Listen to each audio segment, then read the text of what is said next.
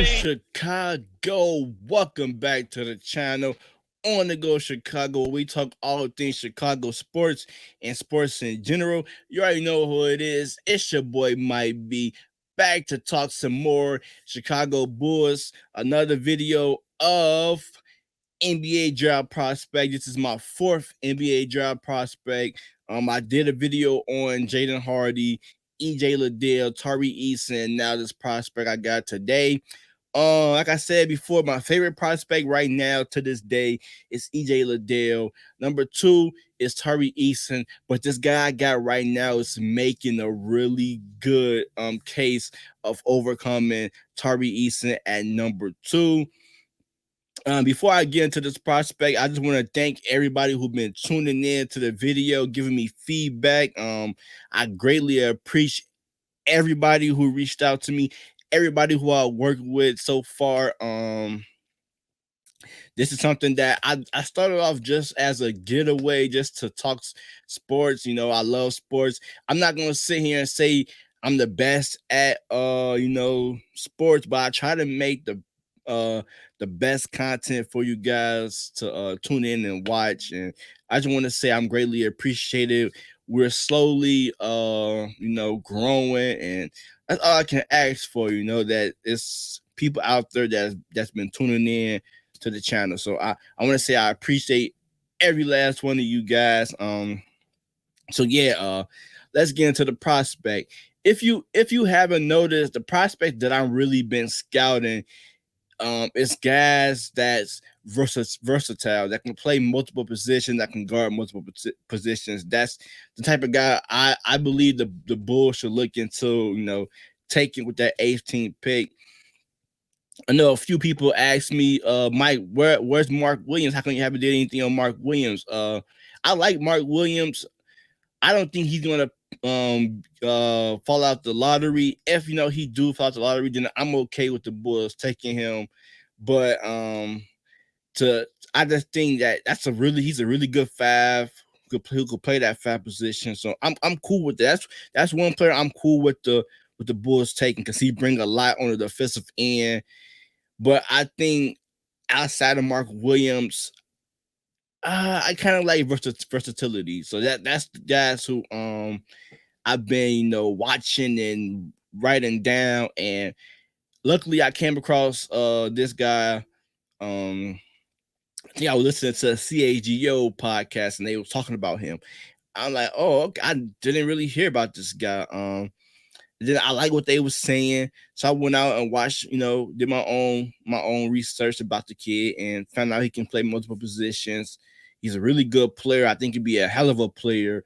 And another thing is, when I'm looking for at these prospects, is guys that can come right in and play right away, but also can really develop into becoming a full-time starter, quote unquote, like taking over post DeMar or post Vooch. That's why I study EJ Liddell, can play that four or can play the three posts, because I think guys can come in right now, but also still gotta find guys for the future. So that's pretty much what I've been looking for in these guys right now. But let's get into the topic at hand.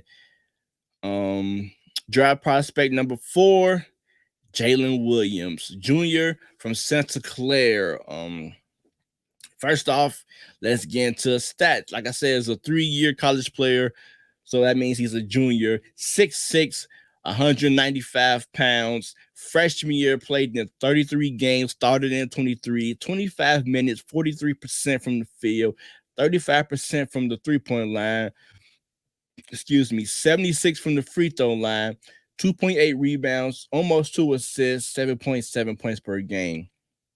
Sophomore season, 18 games, started in all 18 of them, 31 minutes, 39, almost 40%, you can say, from the field goal. Took 3% down from freshman year. 27% from the three, which is huge decline from freshman year to sophomore year. 75% from the free throw line, 4.1 rebounds, 11.5 points per game, 2.3 assists. Junior year, 33 games, started in all 30, played in all 33, started in all 33, 35 minutes, 51% from the field, almost 40% from the three. So a huge increase in percentage from the three. 80% from the free throw line, 4.4 rebounds, 4.2 assists, 18 points per game, and led the Broncos to a record of 21-12. So Jalen Green, that's like I said, another thing that jumped out to me is that increase in 3-point per shooting. That let me know that he's got better at shooting the ball. So I like to see that. And another little tidbit that I like was that assist ratio taking the jump year by year. Also, the rebounds. I need a guard that can grab rebounds. Four or more rebounds a game is, I think it's a good stat to average for like a guard 6'5", 6'6", and above. And no, he checked that box off. And free throw percentage improve as well. So let's get into some of the strengths in Jalen Williams, and we're gonna talk about things that he could improve on. So first strength, of course, hell of a shooter. Well, I'm gonna say a good shooter. Like I said, the percentage speaks for itself. The jump shot is nice. I think it's a quick release. It's a beautiful jump shot. If you seen the clips, the highlights of him, stuff like that. Not only he's a good shooter, I think he can play off ball. I think his catch and shooting ability is another underrated skill that he got. Shot 40% his junior year from catch and shoot. Of course, we're going to need that playing with DeMar DeRozan and Zach LaVine, and that strength alone will get you minutes in today's game. A guy who can shoot the ball. One knock is he's not a deep range three, but that's okay. I don't need my rookie going out his rookie year shooting Dame Lillard, Steph Curry type of jump shots. So I'm not really mad at that. As long as you can hit the three at a good clip, I'm okay with it. Solid playmaker, as you can see, the assist ratio, the assist average improved. Also, if you watched the tape and games, you can see he makes the right plays from the pick and rolls, makes the great passes from the post, can really find the open man. So that's another thing I really like about Jalen Williams. Another thing that I like is his length, 7'2" wingspan.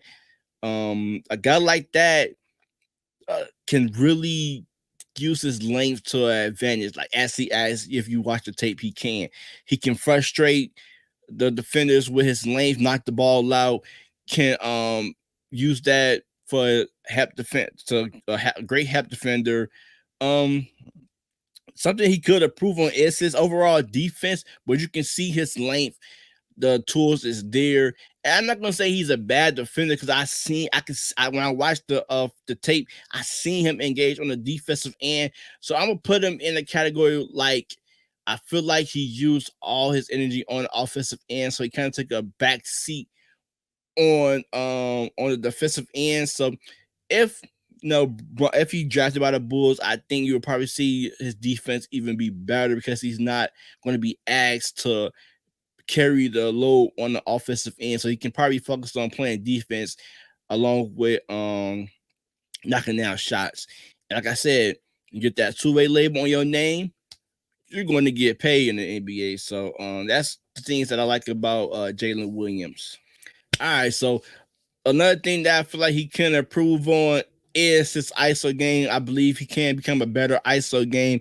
It's been times where if facing a really tough defender, that defender will force him into, taking a bad shot. Like he had put the ball on the floor and tried to take the defender one-on-one, and the defender just forced him into picking up his dribble, taking a bad shot, or a turnover. So I feel like he probably needs to develop a couple of moves to try to break the defender off and to get into the basket. So yeah, I think that's one thing I probably would say he needs to work on is a better ISO game. because in this league you're going to need that, especially being a guard facing a lot of these wing defenders. So that's one thing he can improve on, along with. I'm not even gonna say defense, just because I'm not sure for sure if the reason of him not really engaged on defense, if him it's because he's giving his all on the offensive end. So yeah, that's all I got for Jalen Williams today. The things that I liked about him and the things I feel like he could improve on. But I think he'd be a hell of a player for this Bulls team. If I had to give him a comp, I probably would say Buddy Hield, guard from Oklahoma. I think Buddy Hield played with the Indiana Pacers at the moment.